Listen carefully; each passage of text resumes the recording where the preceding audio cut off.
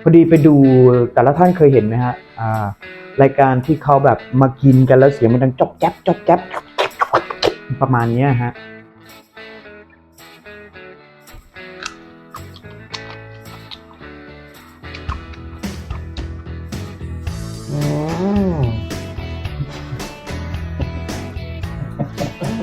มันไหลออกมาด้วย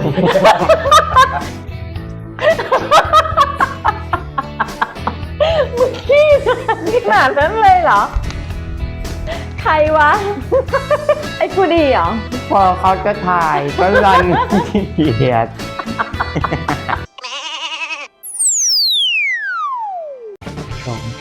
สวัสดีครับ Make it easy กลับมาอีกแล้วนะครับ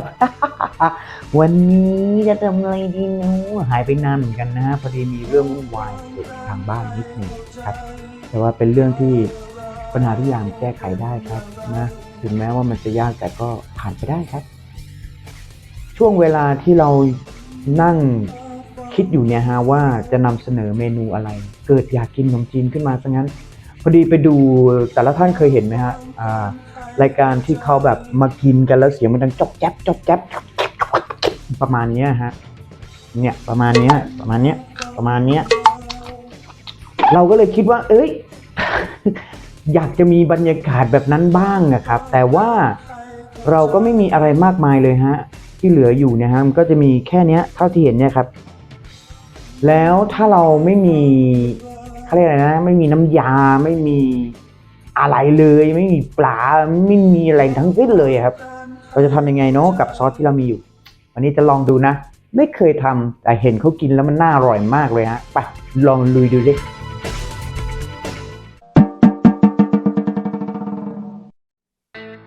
เนี่ยฮะไม่มีอะไรเลยครับมีขนมจีนนะครับผักชีฝรั่งแล้วก็ผักชี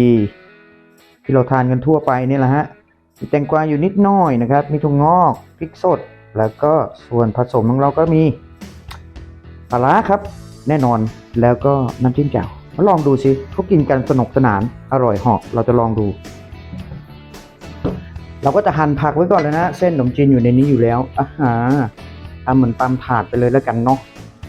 พริกนี้ก็เท่าที่มีอยู่แต่คงไม่ใส่หมดเพราะว่าเรามีอยากกินกับพริกป่นมากๆเลยครับแต่ว่าพริกสดต้องใส่หน่อยนึงนะเพราะว่าพริกสดมันจะให้ความหอมนะมันจะไม่แห้งๆนะครับมันมีความสดชื่นนะครับเขาบอกว่าพริกนี่มีวิตามินซีเยอะมากนะครับแล้วพริกบ้านเรานี่บอกเลยว่าทั่วโลกยังต้องร้องไอ้ยาเอาเท่านี้พอนิดหน่อยลุยลงไปเลยแตงกวานี่เราหั่นเป็นแบบ4แฉกนะครับแล้วก็ไม่หนาไม่บางพอกรุบๆนะครับ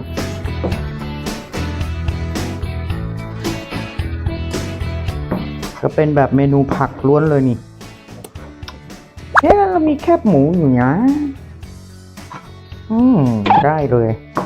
แคบหมูครับมีเหลืออยู่หน่อยนึงวันนี้ฉันจะกินเธอนี่แก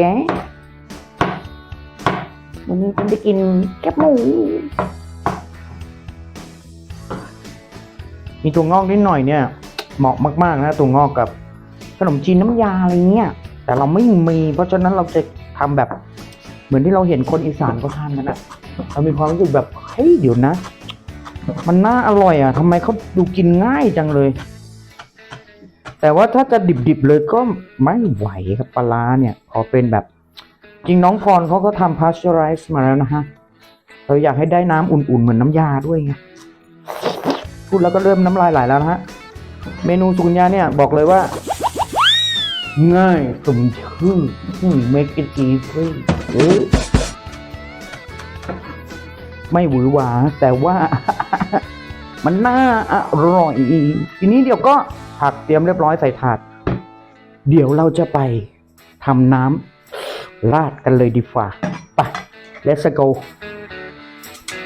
เนี่ยเราเอาหม้อตั้งแล้วเราก็เอาน้ำใส่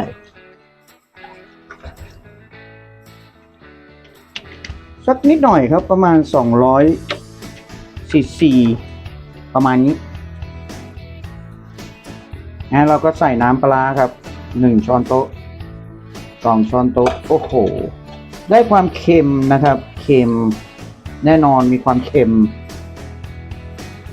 แล้วก็ เราก็จะใส่น้ำจิ้มแจ่วครับ ของน้องพรนี่แหละ1 ช้อนโต๊ะ 2 ช้อนโต๊ะ อุ้ยหมดแล้วเดี๋ยวต้องไปซื้อรอเดือดปรุงด้วยน้ำตาลหน่อยนึง น้ำปลาไม่ต้องใส่แล้วนะ เพราะว่าเค็มแล้วครับแต่ว่าใส่น้ำตาลหน่อยนึงครับเริ่มเดือดแล้วค่ะ น้ำตาลนี่ก็สูตรสุกัญญาประมาณด้วยมือ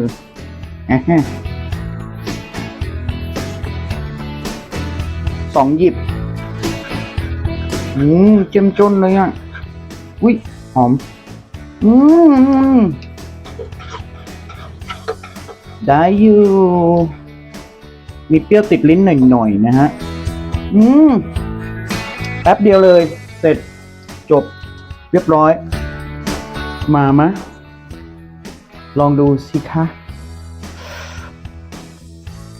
เห็นเขาทำกันนะแบบหนุกหนานมากเลยเราก็จะเอาโรยลงไปแบบร้อนๆเลยฮะ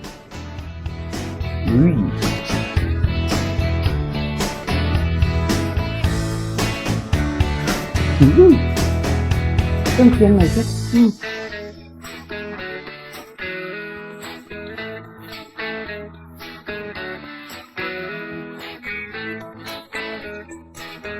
หอมเชียวแคบหมู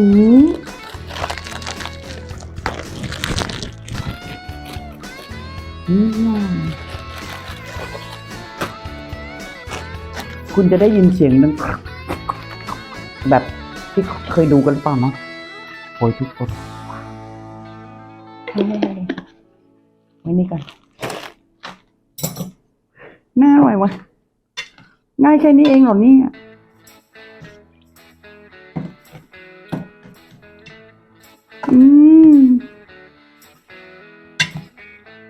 ดมด้วยผักเหมือนน้ำยาเลยครับแต่ไม่ใช่น้ำยามันคือปลาร้าและจิ้มแจ่วอย่างง่ายเลยมีติดบ้านไม่ต้องทำเยอะชิมแล้วนะ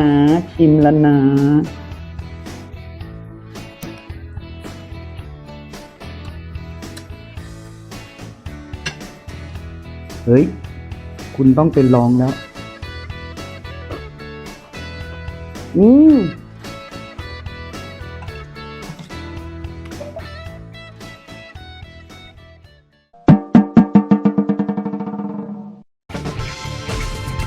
เดี๋ยวจะกินต่อให้จบ แต่ตอนนี้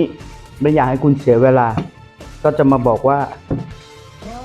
ขอบคุณมากที่ติดตามชมอย่างที่บอกเห็นไหม Make it easy มัน easy จริงๆแล้วก็ได้เมนูผักคือถ้าไม่มีน้ำยาแล้วก็ไม่มีหมายความว่าไม่มีเนื้อปลาไม่มีอะไรเลยฮะ2 ตัวนี้ได้แล้วถ้าเราไม่ใช้เส้นขนมจีนก็สามารถเป็นเส้นหมี่ได้นะ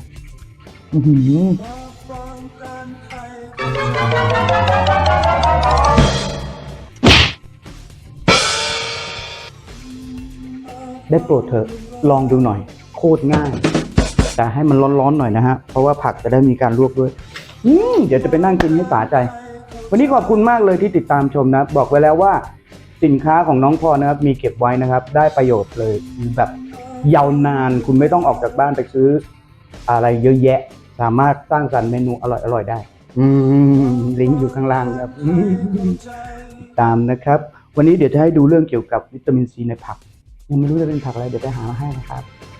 ขอบคุณมากที่ติดตามชมนะครับขอบคุณที่คุณสนับสนุนสุกัญญาแล้วก็สนับสนุนน้องพรด้วย